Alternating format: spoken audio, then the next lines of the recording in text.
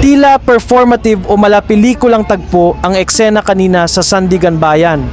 Tumanggi di umano mag-enter ng plea si former Senator Bong Revilla sa kanyang arraignment, kaya ang Sandigan Bayan 3rd Division mismo ang nag-enter ng not guilty plea para sa kanya. And as usual, feeling main character ang peg ng ilang taga-suporta ng dating senador na may pa-protest rally pa sa labas ng Sandigan Bayan.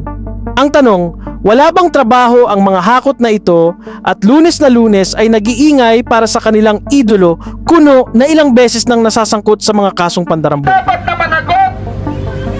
Ngunit, nagulat na lamang tayo sa isang iglap. Parang siya pa ngayon ang bida. At ang tunay na bida, siya ang ginawang kontrabida. Hindi naging kontrabida kailanman si Bong Revilla. Minahal siya ng taong bayan.